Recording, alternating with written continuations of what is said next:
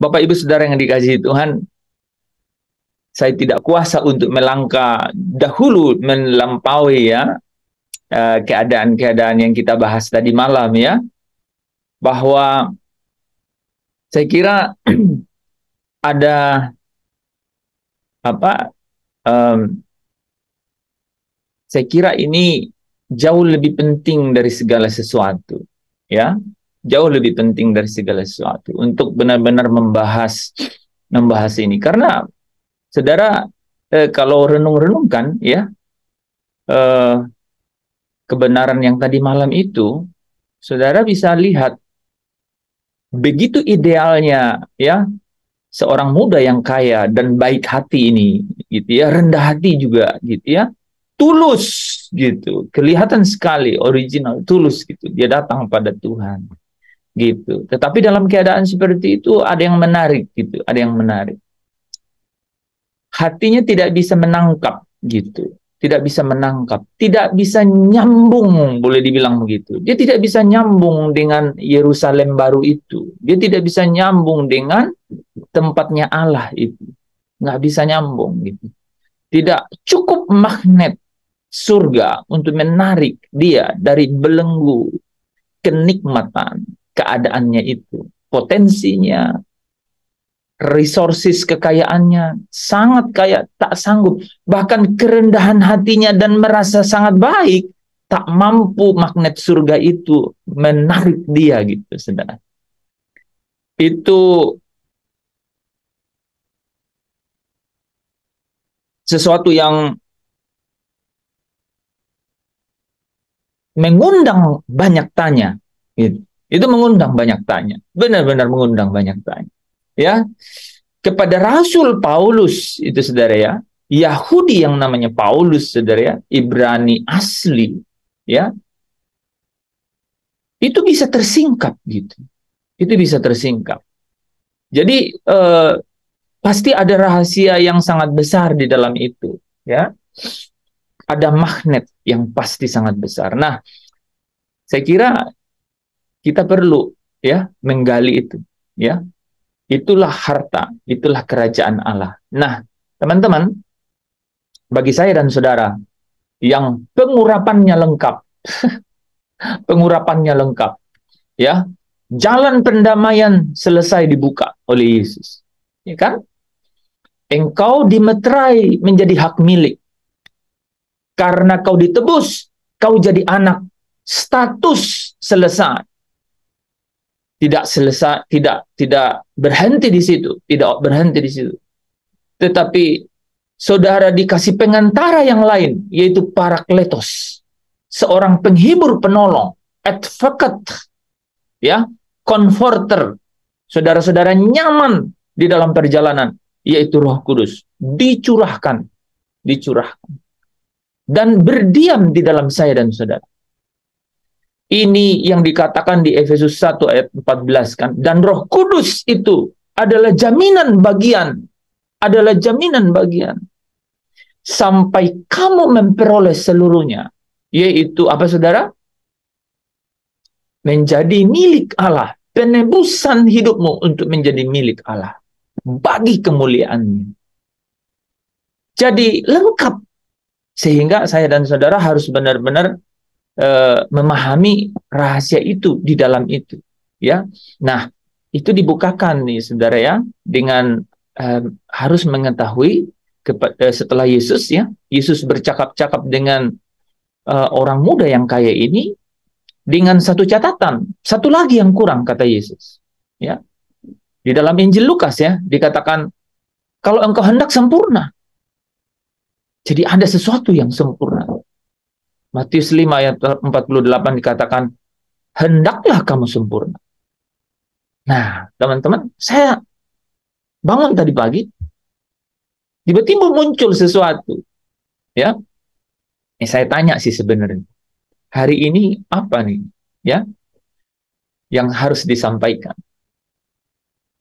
Tiba-tiba muncul dalam hati saya bilang begini, kamu tahu nggak yang dimaksud kesempurnaan di situ? Yerusalem baru itu adalah lukisan gambaran kesempurnaan kemuliaan. Yerusalem baru itu adalah lukisan gambaran dari kesempurnaan kemuliaan itu. Nah, itu yang kita mau pelajari malam hari ini, saudara. Saya akan membawa saudara fantasi, ya, imajinasi, cakrawala berpikir, sampai pengalaman batin saudara mencapai titik ini. Sehingga saudara benar-benar bisa tulus berkata, bahwa aku ke sana. Tidak setengah hati. Mohon maaf ini saudara ya. Tidak make up gitu ya. Tidak pura-pura gitu ya. Tapi malah sebaliknya. Ada hasrat yang tak tertahankan. Gitu. Ya. Saudara tidak takut tinggalkan saudara, orang-orang yang saudara sayangi. Itu cara mengujinya. Ujian yang paling berat itu adalah kayak saya sama Pak Talus, sama Pak Lepri ya. Kalau Pak Lepri masih lah baru satu ya. Saya sama Pak Talus kan ekornya banyak. Kita berani berkata, rindu yang tak tertahankan ke sana tanpa mikirin ekor. Itu ujian. Itu akan menjadi ujian. Sungguhkah cinta kita itu benar-benar ada di bawah subordinate dari keinginan dan kerinduan kita ke sana. Itu hanya bisa dijawab dengan mengukur gitu, mengukur betapa kita memiliki, saya kira ya, fantasi, memiliki imajinasi, dan sehingga kita katakan I decided to going home gitu. Saya telah memutuskan untuk pulang. Nah, teman-teman, nanti kita bahas panjanglah bahasannya itu. Kalau kita memutuskan bahwa kemudian kita memang mau pulang, maka ya kita bisa berkata, mestinya tak lagi kuingini gitu. Jangankan kuingini, saudara. Kita belajar yang tadi malam ya, 2 Petrus 1 itu ya, bahwa kita tidak akan memuaskan lagi apa yang menjadi, kan daging kita ini terpuaskan keinginannya. Itu sih pasti akan menjadi pergumulan setiap hari. Tapi saya selalu percaya ini, ya. Saudara bayangkan sejenak saja, ya, orang yang muda punya waktu untuk membenahi diri, maksudnya dia sangat kaya, tidak ada motif materi untuk datang kepada Yesus. Dua hal itu kadang-kadang membuat orang terpojok dan kemudian terpaksa datang pada Yesus, ya. Yang ketiga, dia itu memang secara original, genuine dari hatinya mencari yang baik gitu. Jadi dia datang kepada sang yang baik, kan, guru yang baik gitu ya. Dan karena dia tahu itu, dia datang dengan sangat sopan, ya. Dia datang tersungkur di hadapan Yesus gitu ya. Bertelut di hadapan Yesus. Dan niatnya tidak untuk hal-hal yang sekarang, tetapi apa? Yang akan datang. Yang kekal itu. Dan bukan tidak punya pengertian mengenai kekekalan, tapi dia bilang hidup yang kekal. Hidup lo itu, ya, yang tidak akan pernah mati gitu. Ya, karena dia tahu, ya, kitab pada Nabi, ya, Musa menuliskannya bahwa 80 tahun kalau kamu kuat. Jadi dia tidak mau mati, dia ingin hidup yang kekal. Dia mengerti itu. Tapi ada akal picik di dalam semua, ya, semua hikmatnya itu, yang diukur dari kemuliaannya yang terbatas, gitu. Terbatas. Bayangkan tuh teman-teman, bandingkanlah dengan kita ini, dengan dia itu. Bandingkanlah itu. Betapa sulitnya kita menembus itu. Apalagi Yesus sudah kasih kesimpulan di Matius 5 ayat 20 kan, kalau hidup keagamaanmu tidak lebih benar dari orang muda yang kaya itu, saya ganti ya, spesifik, kau tidak akan masuk ke dalam kerajaan Allah. Jadi makanya Yesus tiba-tiba benar-benar meralat semuanya, bahwa kalau kau datang kepada Tuhan, kalau kau berpaling kepada Allah, ingat ya, tidak lagi dengan cara berpikir orang muda yang kaya itu ya, yang punya waktu, yang punya resources, yang punya segala sesuatu, yang tidak punya motif ya secara fisik untuk datang kepada Yesus kan. Kebutuhan dunia ini nggak punya. ya, masih muda, sangat kaya, gitu. Dan dia baik, saudara, ya. Jadi boleh dibilang dia tidak punya amoralitas, gitu, ya, berpura-pura datang, enggak mungkin dia berpura-pura datang, gitu, ya. Bandingkan dengan kita ini. Tetapi, saudara, kepada orang ini Yesus berkata, kalau kau, ya, kepada orang banyak Yesus berkata, kalau kau hidupmu tidak lebih benar dari orang muda yang kaya ini, nggak masuk ke dalam kerajaan Allah. Bayangkan coba itu. Bayangkan itu. Bandingkan dengan kita gitu. Dan Yesus mau memperkenalkan sesuatu. Ya. Dan memperkenalkannya, tahu saudara, bukan kepada orang Yahudi. Ya. Kepada orang Samaria. Orang yang dianggap lebih rendah dari orang Yahudi. Kepada perempuan yang di sumur. Dia bilang begini, sejak hari ini, mulai hari ini, dia bilang, ya, kau tidak lagi akan dipuaskan dahaga jiwamu dengan cara-cara, aturan-aturan, agamawi, liturgi orang Yahudi. Enggak lagi, gitu. Tidak lagi. Kau tidak lagi akan beribadah di Yerusalem sebagai lambang Yahudi dan Taurat yang kau harus taat kepadanya, gitu. Karena kalau demikian, engkau kehilangan makna sesungguhnya dari maksud hati Allah menjumpai umatnya dengan datang dengan firman Allah kepada mereka. Engkau kehilangan itu seperti orang kaya yang muda itu kehilangan. Jadi mulai hari ini kepada perempuan itu, engkau akan beribadah di dalam roh dan kebenaran. Engkau akan beribadah, engkau akan mencari Allah tidak dengan cara rutinitas agamawi, tapi engkau akan mencari Allah dengan apa? Dengan ketulusan hati, kerinduan hatimu untuk benar-benar sungguh-sungguh berjumpa dengan Dia. Itulah caranya kau dapat mencapai dan mencari Allah dan menemukan Dia. Ujian itu dilengkapi sungguh-sungguh kepada dalam percakapannya dengan orang muda yang kaya ini. Dengan cara apa? Jual segala milikmu supaya engkau memiliki harta di surga. Di mana hartamu berada, saya sambung dengan ayat yang lain, hatimu di situ ada. Disitulah hatimu ada. Kenapa dia, saudara, tidak tersingkap untuk rahasia itu? Karena hatinya terselubung. Itu yang kita bahas tadi malam dalam 2 Korintus 3 ayat 16, ya, 15 dan 16, ya. Hatinya terselubung, ya. Hanya orang yang hatinya berpaling kepada Allah, hanya orang yang hatinya berpaling kepada Allah, hanya orang yang mencari Allah di dalam roh dan kebenaran yang kemudian menemukan Allah yang sesungguhnya itu. Tidak lagi di Yerusalem, tidak lagi di Gunung Gerizim engkau mencari Allah, tetapi apa, saudara? Tetapi di dalam roh dan kebenaran. Di dalam roh dan kebenaran. Artinya apa, saudara? Di dalam hatimu. Di dalam hatimu. Karena mulai hari ini ketika engkau dimeterai, yaitu ketika engkau menjadi anak, maka Allah itu berdiam dalam hatimu, yaitu rohnya sendiri yang berdiam di dalam hatimu. Maka kau cari Dia, ketemu Dia, memiliki hubungan relationship dengan Dia.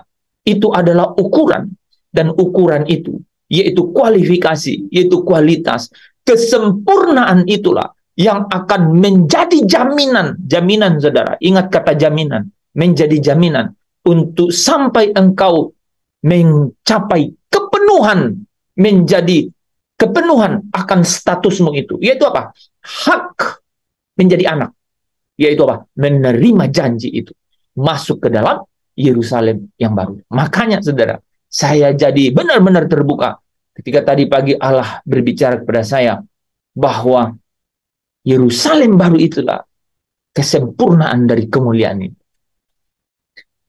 Seluruh kemuliaan yang lain itu terbatas. Tapi kemuliaan yang mengatasi segala sesuatu itu ada di Yerusalem yang baru. Nah, mari kita malam hari ini, saya ingin membawa saudara menggali kebenaran itu. Bahwa Yerusalem baru harus benar-benar menjadi fokus dalam hidup saya dan saudara. Kalau saudara bilang, bawa aku ke sana, ke tempat mana itu? Ke sini. Teman-teman, Yerusalem yang baru itu adalah lukisan dari kesempurnaan. Lukisan dari kesempurnaan. Kenapa menjadi kesempurnaan? Karena Allah ada di situ, Bapa ada di situ. Hendaklah engkau sempurna sama seperti Bapamu di surga sempurna. Kesempurnaannya itu bicara mengenai tempat dia berada gitu. Jadi orang yang nih saudara ya, orang yang tidak mau pulang dan ingin bersama dengan Bapa selama-lamanya tidak mungkin mencapai kesempurnaan sama seperti Bapa itu sempurna. Nggak mungkin. Tidak mungkin di bumi ini saya dan saudara menjadi sempurna gitu. Nggak mungkin. Gitu. Ini penting sekali. Gitu. Ini penting sekali. Ya, ada orang yang mencari Yesus untuk membangun pavilion di dunia, di bumi ini. Dan kitab Wahyu selalu berbicara, orang yang ingin ada di bumi, menetap di bumi, itulah orang-orang yang pasti akan menyembah binatang itu. Ingat saudara, Wahyu 13 ayat 8 berkata begitu. Dan semua orang yang diam di bumi akan menyembah binatang itu. Binatang itu adalah antikris. Pasti. Dan orang-orang itulah yang namanya tidak tercatat di dalam kitab kehidupan oleh anak domba. Hanya 2 kali dicatat dalam Alkitab. Wahyu 13 ayat 8 dan Wahyu 21 ayat 27 mengenai kitab kehidupan anak domba itu. Karena hanya orang yang tercatat dalam kitab kehidupan anak domba itu yang masuk ke dalam Yerusalem yang baru. Nyatalah di situ ya, kelihatan sekali saudara ya, bahwa orang-orang yang selalu melihat bumi ini menjadi perhentiannya pasti luput, saudara, pasti luput dari pengangkatan ke tempat kudusnya Allah itu. Mari kita lanjutkan, saudara, ya. Jadi itulah lukisan dari kesempurnaan. Ini menarik. Sebelumnya saudara dan saya pasti ya hampir-hampir ya tidak dapat membayangkan secara seutuhnya kan gitu ya. Bapa yang sempurna di dalam kemuliaannya itu apa? Jawabannya New Jerusalem, saudara. Wah, saya bilang tempat itu permanen, fisik adanya, saudara ya. Dikatakan di sanalah keberadaan Allah itu dalam terang yang penuh dengan kemuliaannya. Di dalam Wahyu pasal 21 ayat 2a berkata begini, saudara. Dan aku, Yohanes, Rasul Yohanes, dan aku melihat kota kudus, Yerusalem yang baru, turun dari surga, dari Allah. Jadi saudara lihat, jadi memang dia keluar dari Allah. Dia itu keluar dari tempatnya Allah, saudara. Turun dari surga, dari Allah. Jadi Yerusalem yang baru itu ada di mana sekarang? Ada di tempat Allah berada, saudara. Ini luar biasa ya, saudara. Ikuti ya. Ini saya menarik sekali ini, saudara. Di Wahyu 3 ayat 12b, sama 2 kali dicatat dalam Alkitab. Dan padanya akan kutuliskan nama Allahku. Ini siapa ini? Kepada orang-orang yang menang. Kepada orang-orang yang ada di dalam Yerusalem baru ini. Nama kota Allahku. Nama kota Allahku itu, kota yang kudus ini namanya Yerusalem baru. Yaitu Yerusalem baru. Katanya apa, saudara? Yang turun dari surga dari Allahku. Dan turun dari surga dari Allahku. Jadi memang Yerusalem baru ini, saudara, itu sudah ada dan ada di tempat Allah berada. Ketika saudara berdoa, Bapa kami yang ada di surga, the New Jerusalem itu ada di situ. Dan sejak itu, saudara, sebenarnya kita bisa bilang gini, sejak kapan sih Yerusalem baru itu ada? Sejak Yesus berkata kepada perempuan itu, kau tidak lagi akan menyembah, ya, pergi sembahyang ke Yerusalem atau Gunung Gerizim. Tapi mulai hari ini engkau akan menyembah Allah di dalam roh dan kebenaran. Di sanalah terdapat kebenaran. Di mana, saudara? Di langit yang baru dan bumi yang baru. Dan bicara mengenai langit yang baru dan bumi yang baru, di mana ada kebenaran? Ya tentu saja betul ada kebenaran di sana. Tetapi langit yang baru dan bumi yang baru belum ada sekarang. Belum diciptakan. Belum selesai diciptakan. Tetapi di mana kebenaran itu ada sekarang? Ada di Yerusalem yang baru. sang kebenaran itu ada di situ, di dalam Yerusalem yang baru. Ini kalau kita lihat ya saudara ya. Dan padanya akan kutuliskan nama Allahku kepada orang-orang yang menang, nama kota Allahku, Yerusalem yang baru, yang turun dari surga, dari Allahku. Makanya di Wahyu 21 ayat 2a, Rasul Yohanes di dalam penglihatan mengatakan, aku melihat kota yang kudus itu, Yerusalem yang baru, turun dari surga. Jadi, kalau kita paham bahwa Allah itu bersemayam, duduk bertahta di terang yang tak terhampiri. 1 Timotius 6 ayat 16. Di terang yang tak terhampiri. Kemudian tiba-tiba Rasul Yohanes mengatakan dia melihat Yerusalem baru itu turun dari tempat itu. Jadi saudara kalau mau secara nyata merasakan kesempurnaan Bapa itu ada di dalam kemuliaannya, dan itu bicara mengenai ada di tempat kediamannya, dan itu bicara mengenai Yerusalem yang baru itu. Jadi turun dari Allah. Saudara, kesempurnaan dari kemuliaan itu ketika kita ada di tempat itu satu hari nanti tidak mungkin ada di bumi ini. Makanya saudara kalau ingat ya Filipi 3 ayat 20, kita menantikan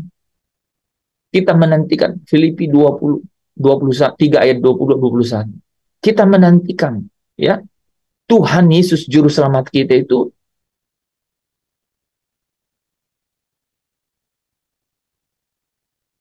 datang untuk mengubah tubuh kita yang fana ini menjadi serupa dengan tubuhnya yang mulia itu. Supaya kita bisa masuk ke dalam tempat kemuliaan itu. Saya pelan-pelan ya saudara ya. Saudara harus cenah. Pertama saudara,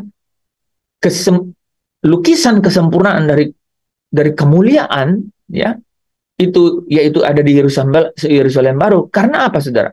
Karena dari situlah ya, dari tempat Allah lah ya, Yerusalem baru itu turun. Ya, dari tempat itulah Yerusalem baru itu turun.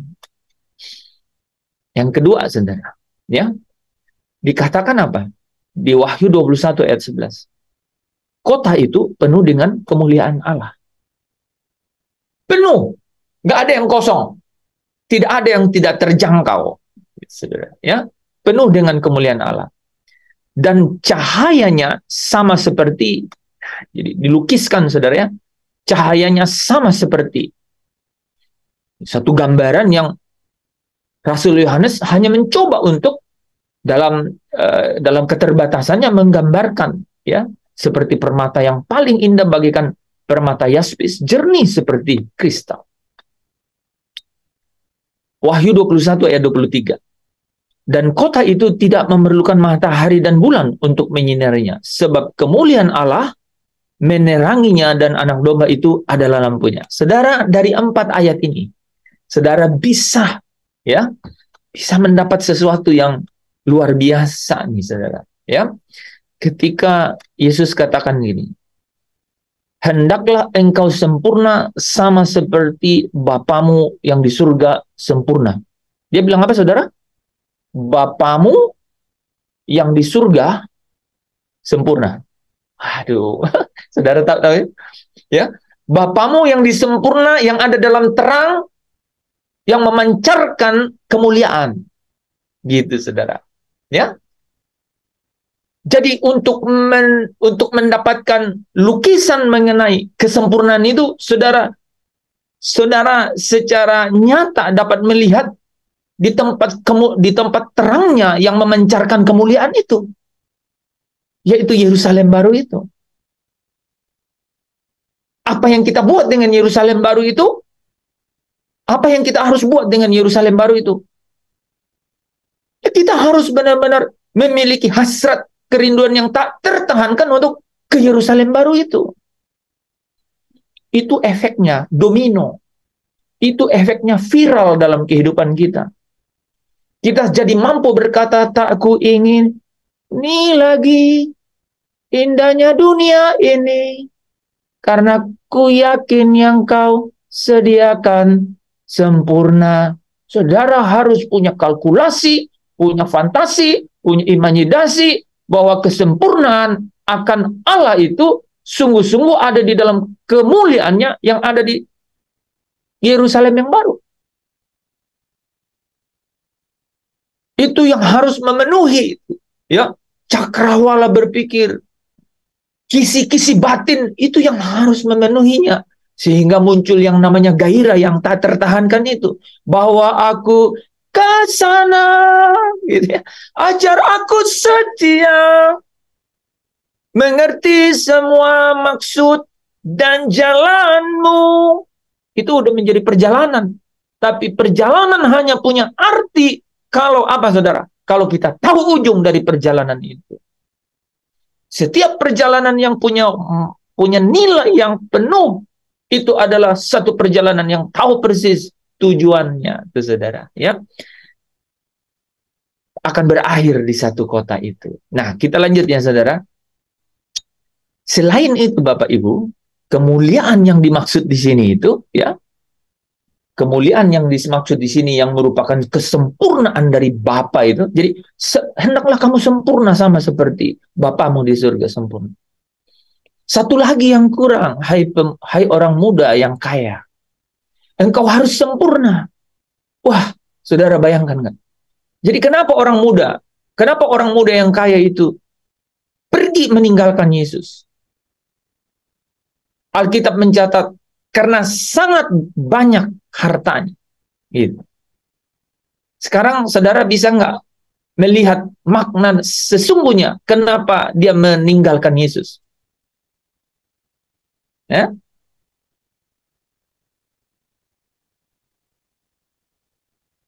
Kenapa? Karena sangat banyak hartanya itu menjadi penyebab dia meninggalkan Yesus. Karena Tuhannya itu adalah, mamonnya itu adalah uang.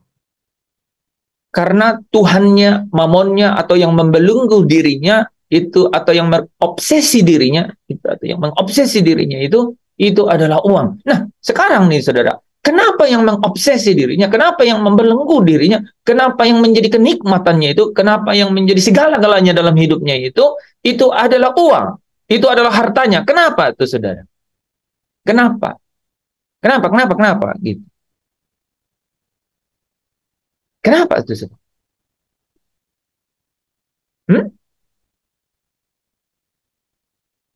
Alkitab catat begitu, tapi kenapa itu terjadi?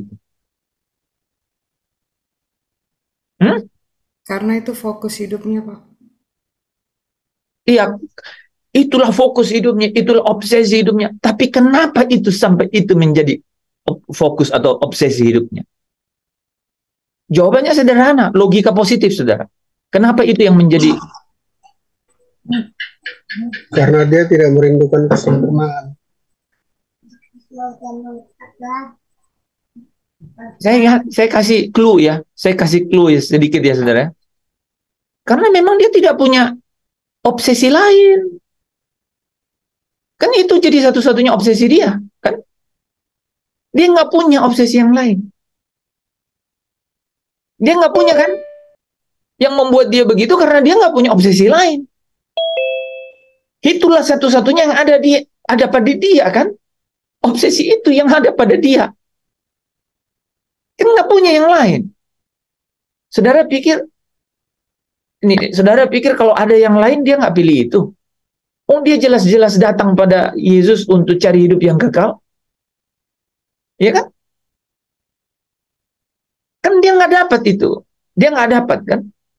Ketika Yesus bilang, jualah segala milikmu, ya, supaya engkau, ya, mempunyai harta di surga. Kan kata terakhirnya itu yang paling penting. Supaya engkau mempunyai harta di surga.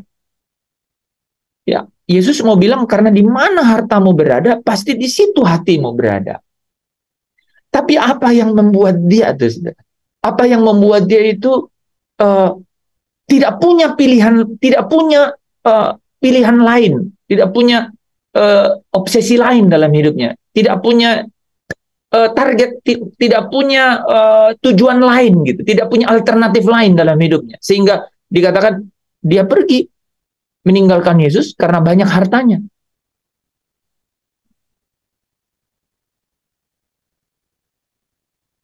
Coba saudara pikirkan, bandingkan dengan orang lain yang memilih yang lain di dalam Alkitab. Ada contohnya kan? Abraham. Ya, Abraham belum tahu, Pak, mengenai rahasia ini. Ya, Abraham belum tahu kan rahasia itu. Siapa di dalam Alkitab tuh? Yang orang Yahudi Paulus. juga, tapi Paulus. Paulus. Coba, sekarang bandingkan. Kenapa Paulus tidak jauh-jauh beda nih keadaannya kan? Dengan orang muda yang kaya ini. Dia juga punya privilege, dia juga punya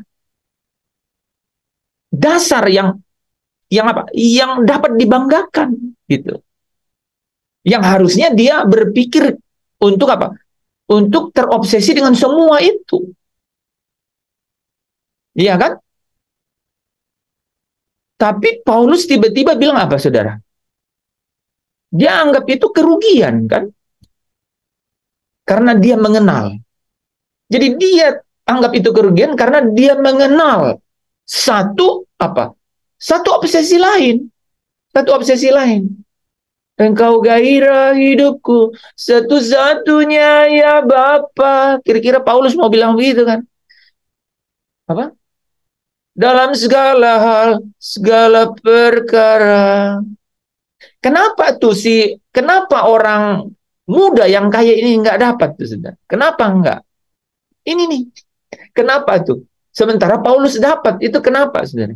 Iya, saya juga sempat renungkan itu tadi siang itu karena Paulus waktu perjalanan ke Damsik kan matanya itu kena. Jadi itu istilahnya mata rohaninya dibukakan kan. Oke. Ya, ada selubungnya diangkat kan. Memang kan selubung kan ada selubung. Kalau Rasul Paulus kan otomatis langsung berbalik karena langsung diintervensi dari surga kan ya. Ini Mata bagus. rohaninya. Ini bukan engkau yang berkata-kata, tetapi roh Allah yang berkata-kata di dalam dirimu. Wah, kira-kira gitu jawabannya, Pak Tadus. Kalau orang jawab kayak gitu. Itu jawaban yang pertama. Itu jawaban yang pertama. Kita bahas sebenarnya tadi malam kan? 2 Korintus 3 ayat 16. Ya, kalau orang itu tidak berpaling kepada Allah, maka selubung itu nggak pernah diangkat. Gitu. Ya, jadi berpaling kepada Allah, selubung itu diangkat. Dan ketika dia berpaling kepada Allah, ditambahin nih sama Pak Letri malam hari ini. Paulus itu kenapa? Karena mata hatinya itu dibuat terang. Makanya dia juga doa. Aku doa untuk kamu, supaya mata hatimu dibuat terang. Supaya apa katanya? Coba, ada yang mau jawab? Supaya apa? Mata hati terang itu supaya apa? Mengerti panggilan apa yang terkandung di dalam. Betapa besar rahasianya panggilan yang terkandung di dalam. Rahasia panggilan. Coba baca ayatnya Pak biar tepat karena ada kata kunci di situ ya. Efesus 1 ayat 18 kalau tidak salah. Itu luar biasa ya. Keadaan yang sangat ideal tuh saudara ya. 17, mulai dari 17. Boleh silakan. Dan meminta kepada Allah Tuhan kita Yesus Kristus, yaitu Bapa yang mulia itu, supaya ia memberikan kepadamu roh hikmat dan wahyu untuk mengenal dia dengan benar. Dan supaya ia menjadikan mata hatimu terang, agar kamu mengerti pengharapan, apakah yang terkandung dalam panggilannya, betapa kayanya kemuliaan bagi yang ditentukannya bagi orang-orang kudus. Oke, sampai situ dulu. Ya, jadi Bapa yang mulia itu yang ada di sorga. Yang Yesus bilang kepada orang muda ini, hartamu supaya kau punya harta di surga. Harta kita di surga apa sih teman-teman? Ya kemuliaan itu. Kemuliaan itu. Ya, ya. Itu dulu coba daftar harta di surga apa ya, bla bla bla bla, nyari kemana-mana ayatnya. Tunggal jawabannya. Boleh di breakdown nanti silahkan. Tapi harta di surga itu adalah kemuliaan itu. Makanya di Efesus 1 ayat 17-18 ini sangat menarik. Bapa yang mulia. Ya, dimulai dengan Bapa yang mulia. Ya, tadi Ibu Lina terpatah membacanya, padahal ayat itu nggak boleh dipatah di situ. Dibilang gini Bu Lina, pengharapan apakah yang terkandung? Nah, gitu kan, harus begitu. Pengharapan apa? Jadi mata hati kita itu dibuat terang supaya kita tahu, supaya kamu tahu pengharapan apakah yang terkandung gitu. Di dalam apa katanya? Betapa besar apa katanya? Kemuliaan itu. Ya, Pengharapan apakah yang terkandung di dalam panggilannya? pengharapan apakah yang terkandung dalam panggilannya? Apa itu Pak? Pengharapan yang ada dalam panggilannya. Betapa besar, Betapa kayanya betapa kemuliaan. kayanya kemuliaan yang dijanjikan. Gitu memang itu. Wah, saudara, itu yang tidak tersingkap. Saudara tahu nggak? Bahkan kepada, ya tadi malam kita udah bahas ya, 2 Korintus 3 ayat 15 kan? Bahkan sampai hari ini orang baca kitab Musa, mereka itu siapa saja, baca kitab Musa, baca Taurat, baca perintah-perintah Allah. Saudara tahu nggak? Kemuliaannya apa? Terbatas. Kemuliaannya terbatas. Kemuliaannya terbatas. Kalau hati orang tidak berpaling kepada Tuhan, maka selubung itu tidak disingkapkan. Dia tidak memiliki mata hati yang diterangi gitu. Paulus diterangi mata hatinya, sehingga dia doa untuk mereka. Aku doa supaya mata hatimu, Bapa yang mulia itu. Gue juga baru malam hari ini benar-benar sadar bahwa di ayat 17 ada Bapa yang mulia. Haleluya. Ya, kita nggak perlu macam-macam, satu slide aja malam hari ini teman-teman ya. Saya benar-benar hanya mau melihat rahasia yang terkunci ini loh saudara. Buat orang-orang. Wah, tiap hari saya dengar tuh. Orang-orang yang benar-benar kita bisa lihat dari luar gitu ya. Orang yang terkunci. Artinya hatinya itu, selubungnya itu tidak diangkat gitu. Aduh. Hanya berputar-putar gitu saudara, berputar-putar di apa saudara, tata acara rutinitas agamawi gitu, benar-benar di situ gitu. Dia ada selubung begitu saudara, ada selubung yang menutupi itu. Wah, Ada lagunya Pak. Pak, ada lagunya Bapa Mulia itu. Bagus. Yang mana lagunya itu? Ada Bapa kau setia, Bapa kau mulia, tenanglah jiwaku, aman bersamamu, lebih dari harta, kaulah segalanya. Tenanglah jiwaku dalam hadiratmu. Kau tunjukkan kasih setiamu. Kau menyediakan. Nah, ya, waktu dia bilang, wah, jadi bias gitu. Waktu liriknya disambung dengan kau menyediakan apa yang ku perlu, wah, langsung bubar Yerusalem barunya. Memang agak ngeri-ngeri sedap, ya.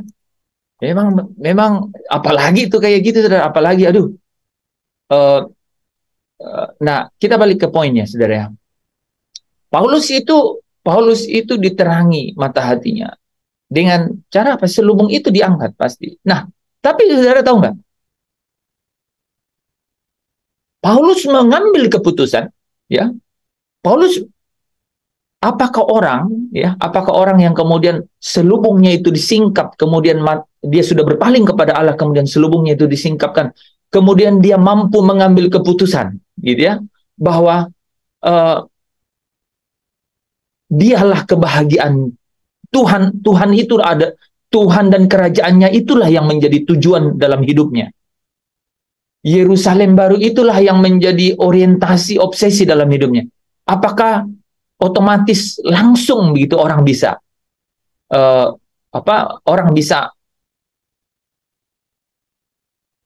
menjadikan gitu, menjadikan itu menjadi obsesi hidupnya. Apakah bisa langsung, saudara? Tidak bisa langsung. Kenapa tidak bisa langsung tuh, Pak Tadus? Karena dia tidak mau dipaidea menjadi murid. Nah, betul tuh.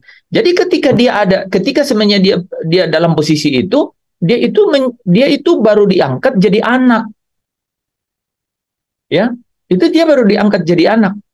Dia itu ditempatkan kudus, kan? Ditempatkan kudus. Tapi kalau dia tidak, nih saudara ya, kalau dia tidak bertumbuh, dia tidak berakar, dalam kata yang paling satu kata, saudara, kalau dia tidak diubah, maka dia tidak mungkin memiliki kemuliaan yang mampu untuk membawa dia masuk ke dalam Yerusalem yang baru itu. Kok bisa, Pak? Iya, kemuliaan yang mampu membawa ke dalam Yerusalem baru itu adalah apa? Adalah kemuliaan yang Kristus miliki sebelum dunia dijadikan oleh Bapaknya yang mengasihi dia. Itu kemuliaan itu. Itu yang Yesus katakan di Yohanes 17 ayat 22. Aku telah memberikan kemuliaan itu kepada mereka, yaitu kemuliaan yang engkau berikan kepadaku. Gitu. Maksudnya apa? Aku memberikan jejak-jejak yang aku jalani kepada mereka, supaya mereka lalui, supaya juga mereka dapat bersama-sama dengan aku di dalam apa? Di dalam kerajaanmu satu hari nanti. Itu jalannya Kristus, dan jalannya Kristus itu, saudara, apa? Itulah kemuliaan yang dicapai oleh dia dalam perjalanannya. Jadi satu-satunya pintu untuk sampai kepada kemuliaan yang ada di dalam Yerusalem baru itu, yang adalah merupakan kesempurnaan Bapa itu adalah satu saja caranya, kan? Yaitu dimuliakan bersama dengan Kristus ketika dia datang di dalam kemuliaannya, gitu. Hanya itu caranya, satu-satunya. Makanya kata Yerusalem baru di sini itu mengandung makna 5. Saya baru lihat satu poin nih malam hari ini, saudara ya, bahwa Yerusalem baru itu adalah satu lukisan dari kesempurnaan, kemuliaan dari keberadaannya Allah itu. Ya, dan itu adalah kemuliaan yang mengatasi segala sesuatu. Kemuliaan yang tidak berpaling kepada Tuhan, sehingga selubung itu diangkat dari orang itu, adalah kemuliaan yang sementara. Kemuliaan yang dimiliki oleh Musa, yaitu kemuliaan yang pudar. Kemuliaan karena dihasilkan dari apa? Dari tata cara agamawi, yaitu orang yang tidak tersentuh oleh hatinya Bapa, yang tidak dapat dikenan di hadapan Bapa karena hatinya tak mampu dia berikan seutuhnya kepada Bapa. Maka di dalam perjanjian lama itu ada yang menarik, ya. Sebelum Kristus datang, ada orang-orang yang berkenan kepada Allah. Daud itu hancur hati sehingga dia berkenan kepada Allah. Ya, hatinya, saudara, berpaling kepada Allah. Jadi menarik gitu ya. Jadi kata kunci di situ itu, saudara, itu ya adalah hatinya yang berpaling kepada. Nah, orang yang hatinya berpaling kepada Allah, dia memiliki satu kesempatan tuh, saudara, untuk dapat menikmati kemuliaan yang mengatasi segala sesuatu. Jadi kemuliaan yang ini tuh kemuliaan yang mengatasi segala sesuatu. Nah, mari kita coba pelajari ya, saudara. Kemuliaan yang dimaksud ini itu di sini itu adalah kemuliaan yang mengatasi segala sesuatu. Kita belajar sebelumnya ya, saudara ya, beberapa bulan yang lalu yang mengenai 2 Korintus pasal 3, kan? Nah, di ayat yang ke-10 dikatakan gini, saudara. Sebenarnya apa yang dahulu dianggap mulia? Sebenarnya apa yang dahulu dianggap mulia? Ini adalah, yang dahulu ini adalah kemuliaan yang datang, ya. Kemuliaan yang hadir, yang datang oleh apa? Oleh karena orang-orang taat kepada Taurat. Orang yang kemudian taat kepada aturan-aturan agamawi. Ada kemuliaan di situ. tapi dikatakan kemuliaannya itu pudar, ya, seperti yang dimiliki oleh Musa. Nah, saudara lihat ya, di 2 Korintus 3 ayat 10 ini dikatakan sebenarnya apa yang dahulu dianggap mulia, sekalipun kemuliaannya itu pudar, jika dibandingkan dengan kemuliaan yang mengatasi segala sesuatu. Jadi kemuliaan yang ada di dalam Yerusalem baru ini adalah kemuliaan yang mengatasi segala sesuatu. Nah, apa yang dimaksud itu? Nah, mari kita lihat satu-satu. Kemuliaan itu adalah kemuliaan yang dimiliki oleh Allah sendiri. Mazmur 113 ayat 4. Tuhan tinggi mengatasi segala bangsa. Jadi mengatasi segala sesuatu. Allah di dalam kemuliaannya mengatasi segala bangsa. Kemuliaannya itu mengatasi langit. Benar-benar secara apa saudara ya? Secara cakrawala langit dan bumi, kan? Secara keseluruhan mengenai Dia yang adalah pencipta langit dan bumi. Kemuliaannya itu mengatasi segala bangsa. Kemuliaannya itu mengatasi langit. Mazmur 95 ayat 3. Sebab Tuhan adalah Allah yang besar dan Raja yang besar, mengatasi segala Allah. Selesai itu saudara, kan? Mengatasi segala langit, mengatasi segala bangsa, mengatasi segala Allah. Tidak ada yang tidak bisa atasi. Kemudian di Wahyu pasal 7 ayat 16 dan 17. Kehidupan manusia, saudara ya, kehidupan yang ada sakit, yang ada lapar, yang ada derita, yang ada duka, yang ada penderitaan, yang ada ratap tangis. Dengan kemuliaan itu, saudara, di Wahyu 7 ayat 16 dan 17 dikatakan, mereka tidak akan menderita lapar dan dahaga lagi. Dan matahari atau panas terik tidak akan menimpa mereka lagi. Kalau kita lihat, tidak menderita lapar dan dahaga lagi, seolah-olah bicara secara fisik, tapi itu tidak, saudara. Karena di ayat selanjutnya mengatakan, sebab anak domba yang ada di tengah-tengah tahta itu akan menggembalakan mereka dan akan menuntun mereka ke mata air kehidupan. Ya, jadi ada mata air kehidupan. Orang yang jiwanya dahaga, jiwanya lapar akan kehadiran Tuhan, ya, akan jamahan Tuhan, akan belas kasih Tuhan, akan kemurahan Tuhan. Sekarang dia datang di bawah oleh gembala yang agung itu ke mata air kehidupan. Ya, tidak akan ada lagi kehidupan yang merana, ya, yang ada di dalam. Saudara ingat ya, orang kaya yang berseru kepada Abraham, kepada Lazarus itu ya, kepada Abraham ya, dia katakan suruhlah Lazarus itu, ya, seolah-olah meneteskan air, padahal yang terjadi adalah dia ada di dalam dahaga jiwa, ya, karena dia katakan, kalau begitu, Bapak Abraham, masih ada saudara-saudaraku di bumi. Ingatkan mereka. Abraham bilang, ada kitab Musa pada mereka. Nah, saudara, jadi ada mata air kehidupan. Ini bicara mengenai kehidupan. Dahaga jiwanya akan kehidupan. Kehidupan yang kekal itu. Ya. Dan Allah akan menghapus segala air mata dari mata mereka. Wahyu 21 ayat 4. Kemuliaan itu yang ada di Yerusalem baru itu mengatasi segala sesuatu. Dikatakan di sini, saudara, dan Ia akan menghapus segala air mata dari mata mereka, Allah sendiri, dan maut tidak akan ada lagi, tidak akan ada lagi pergabungan atau ratap tangis atau duka cita, sebab segala sesuatu yang lama itu telah berlalu. Hanya kemuliaan yang mengatasi segala sesuatu, yang kemudian dapat melenyapkan segala sesuatu yang lama itu berlalu. Yaitu ketika apa, saudara? Ketika Kristus menyatakan diri di dalam kemuliaannya. Maka barang siapa yang hidupnya adalah Kristus, maka dia juga turut menyatakan diri dalam kemuliaannya bersama dengan Kristus. Bapak Ibu Saudara yang dikasihi Tuhan,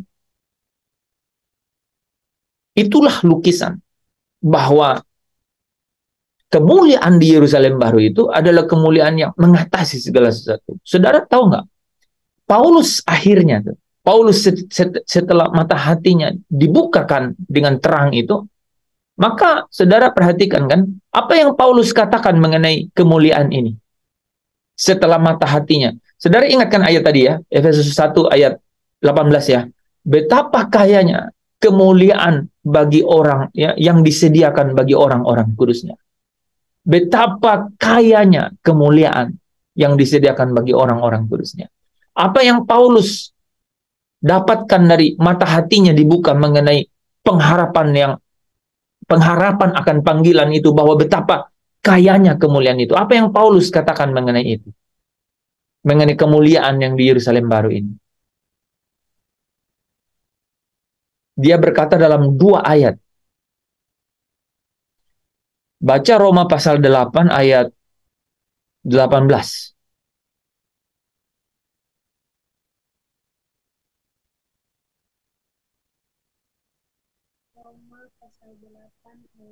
Kemudian ada satu ayat lagi di Korintus.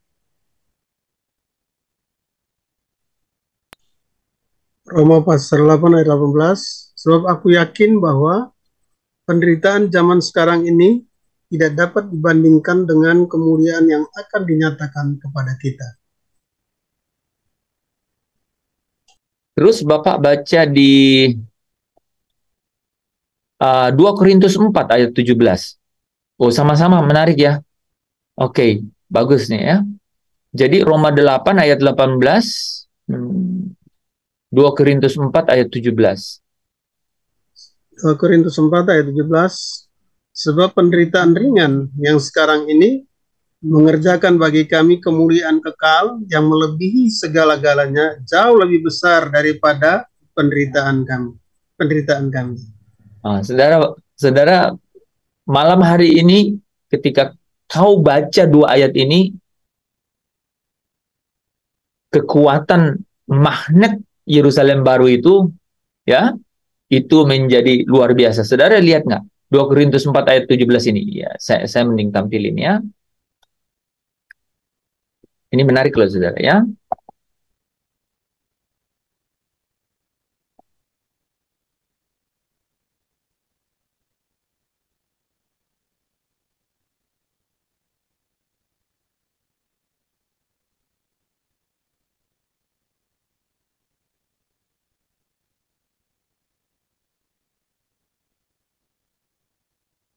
Ini ya. Ini Paulus nih ya.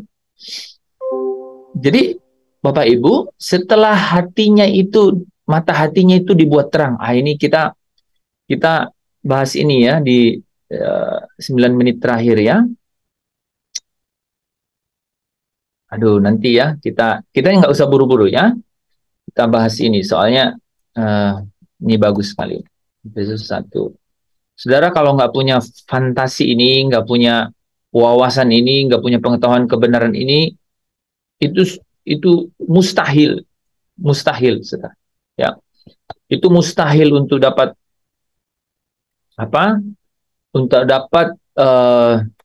memilih tidak meninggalkan Yesus, gitu, saudara. Mustahil itu, ya. Hanya dengan pengetahuan kebenaran ini yang dapat membuat saya dan saudara itu berkata seperti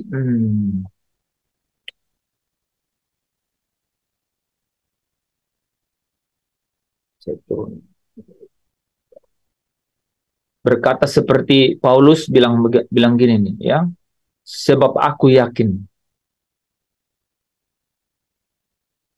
Saudara bayangkan, jadi Paulus bilang sebab aku yakin. Dia katakan aku sudah hitung matang-matang gitu. Aku udah timbang gitu. Aku ukur gitu. Dia bilang sebab aku yakin penderitaan zaman sekarang ini tidak dapat dibandingkan dengan kemuliaan yang akan dinyatakan kepada kita. Kemuliaan yang mana itu? Kemuliaan yang ada di dalam Yerusalem baru. Kemuliaan yang mana itu? Kemuliaan yang mengatasi segala sesuatu. Kemuliaan yang mana itu? Kemuliaan yang jauh lebih besar. Gitu. Bukan, ini nih saudara. kemuliaan yang melebihi segala-galanya. Kita dapat satu ya. Jadi nanti saya tambahin di slide ya. Jadi kemuliaan ini mengatasi segala sesuatu dan yang melebihi segala-galanya, saudara. Nah, itu adalah kemuliaan yang di Yerusalem baru. Itulah kesempurnaan Bapa yang sesungguhnya itu. Itu kesempurnaan Bapa, yaitu apa? Satu lukisan dari kemuliaan yang ada di Yerusalem baru itu. Jadi kalau saudara dan saya ini, saudara, tidak sampai ke Yerusalem baru, tak mungkin kau lihat kemuliaan Bapa yang Musa tanya berkali-kali di Keluaran 33 ayat 18. Perlihatkanlah kemuliaanmu itu kepadaku. Bapak mau bilang nanti Yerusalem baru, tapi Bapak tahu persis Musa tidak ngerti. Nggak ngerti. Ya. Sekarang hari ini, saya tanya pagi, Roh Kudus langsung bilang kemuliaan yang di Yerusalem baru. Karena saya sudah tahu. Musa waktu itu nggak bisa dikasih tahu. Kristus yang menyingkapkan itu. Kristus belum datang. Segala sesuatu saya langsung jawab aja ya.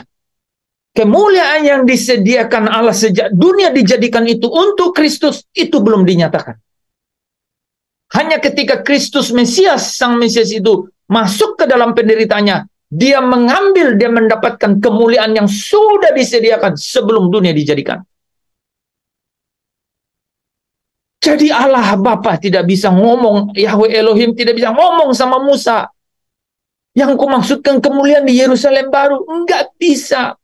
Bahkan sampai Yesus bersama dengan Elia dan Musa di gunung itu pun belum bisa. Belum bisa dia cerita loh. Waduh itu. Tapi saya kira ya, pernah satu saat, saya itu tanya sama Tuhan, mereka itu ngobrolin apa? Tuhan bilang, itu yang dia obrolin itu adalah Yerusalem yang baru.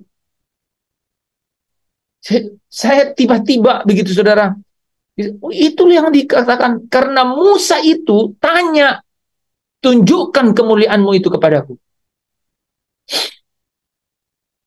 Yesus bilang di situ, akulah yang menjadi cahaya dari kemuliaan itu. Yang kau lihat ini. Itu loh saudara. Wah, itu luar biasa. Ya. Jadi Bapak Ibu Saudara yang dikasihi Tuhan, ya. Kemuliaan itu memang ada di situ, di kota itu. Ya. Makanya memang kita nggak punya pilihan. Hanya bisa berkata, bawa aku ke sana dan ajar aku setia. Karena ada rohmu di sini yang menjadi jaminan sampai aku memperoleh seluruhnya dan seutuhnya. Memiliki hak penuh masuk ke dalam kemuliaan itu. Itu saudara, kecuali kalau kita memiliki rindu yang tak tertahankan untuk pulang ke kota yang mulia itu. Dan itu hanya bisa saudara miliki kalau saudara seperti Paulus berkata, sebab aku yakin. Saudara yakin nggak? Betul nggak yakin bahwa kemuliaan di kota yang kudus itu tidak dapat dibandingkan dengan penderitaan zaman sekarang ini? Yakin nggak? Apakah yakin bahwa penderitaan sekarang ini itu akan mengerjakan benar-benar kemuliaan kekal yang melebihi segala-galanya? Kita yakin nggak? Yang katanya jauh lebih besar dari penderitaan itu, yakin nggak saudara? Saudara hanya bisa yakin kalau saudara tahu persis bahwa memang di sanalah kesempurnaan dari keberadaan Allah yang adalah kemuliaan itu sendiri. Bapa yang mulia itu hanya dapat dan hanya bisa kalau demikian, ya. Karena di sanalah kemuliaan itu mengatasi segala sesuatu. Nah, itu kita dulu ya, mengatasi segala sesuatu. Dan mengatasi segala sesuatu itu apa saudara? Yang tadi kita sudah bahas ya.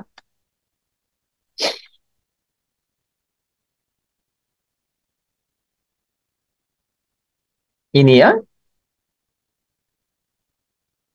Ia akan menghapus segala air mata dari mata mereka, dan maut tidak akan ada lagi. Tidak akan ada lagi perkabungan atau ratap tangis, atau duka cita, sebab segala sesuatu yang lama itu telah berlalu. Semua yang lama itu telah berlalu. Maut, duka cita, ratap tangis tidak akan ada lagi. Kemuliaan di kota itu, dia mengatasi segala sesuatu. Itu yang membuat Paulus bilang, aku yakin. Aku yakin.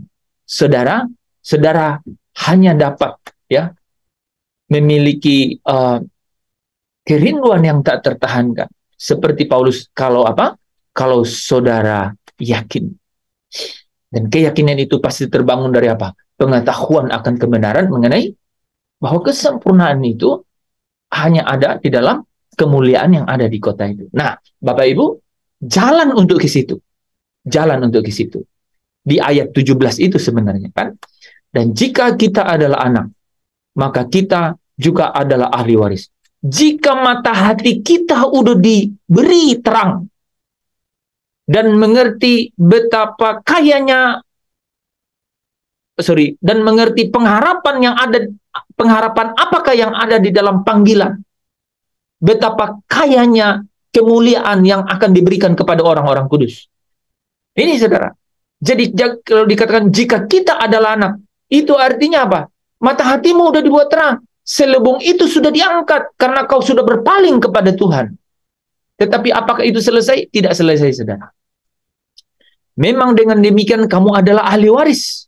Ya, maksudnya adalah orang-orang yang berhak menerima janji Allah. Ya. Tetapi apa, saudara?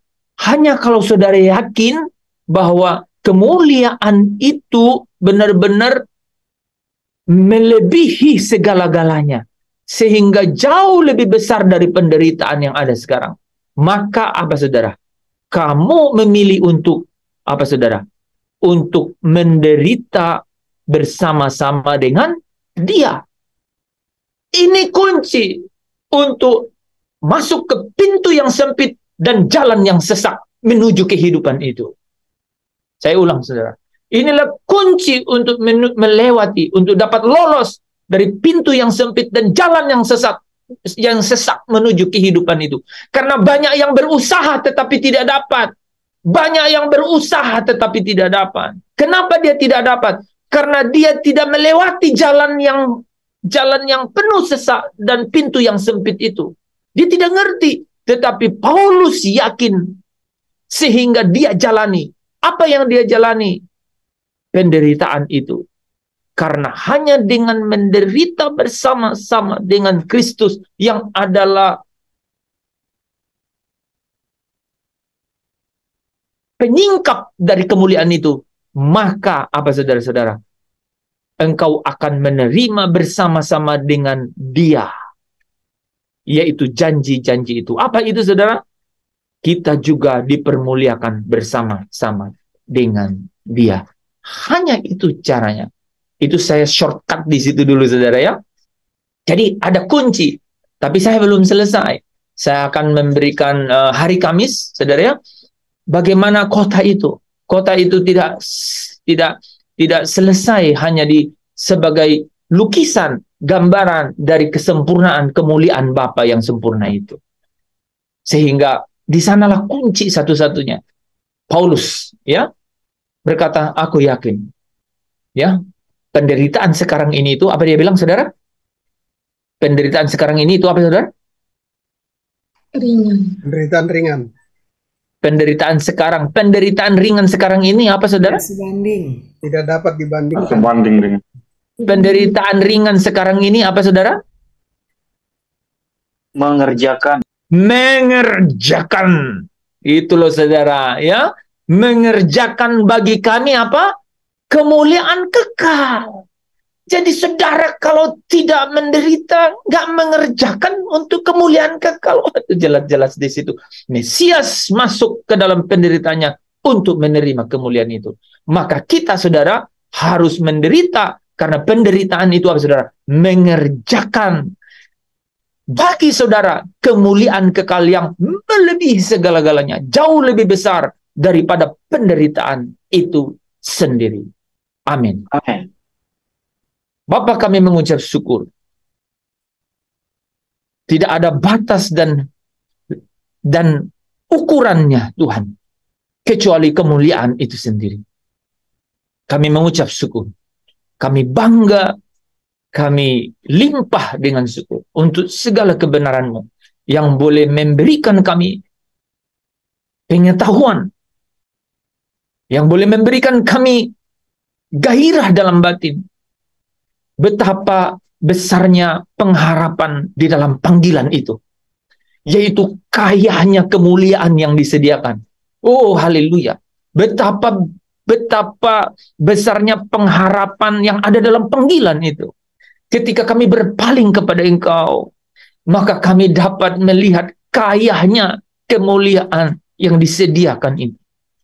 Dan kami tahu bahwa penderitaan sekarang ini mengerjakan kemuliaan yang kekal, yang melebihi segala-galanya, bahkan melebihi penderitaan itu sendiri.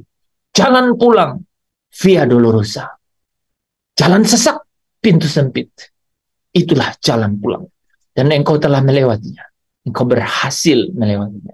Terima kasih Bapa untuk Putra Tunggal-Mu, Kristus Yesus Tuhan, yang telah menjadi teladan, menjadi pokok keselamatan, sehingga kami dapat menjadi orang-orang yang mengikut jejaknya. Di dalam Kristus Yesus kami datang kepadamu. Biarlah setiap perkataan firman ini, kami percaya Roh Kudus sedang bekerja. Singkapkan kebenaran ini kepada setiap anak-anak-Mu dimanapun mereka berada. Karena hamba percaya, hamba yakin sama seperti Paulus yakin, bahwa inilah yang akan mengerjakan untuk mereka hidup kemuliaan yang kekal itu, yang mengatasi segala sesuatu, yang melebihi segala-galanya, yang jauh lebih besar dari penderitaan yang mereka alami. Jauh lebih besar dari penderitaan yang mereka alami. Perlihatkan kepada mereka kemuliaan itu, supaya mereka sanggup untuk melewati jalan yang sesak, pintu yang sempit kepada kehidupan itu, supaya mereka dapat sampai. Terima kasih Bapa. Di dalam Yesus Kristus Tuhan, kami menghampiri dengan keberanian tahta hadirat-Mu, karena di dalam darah itu sempurna penebusan, pendamaian dengan Engkau. Haleluya. Saudara yang percaya, yang diberkati bersama dengan saya katakan amin. Amin. Amin. Terima kasih teman-teman. Terima kasih.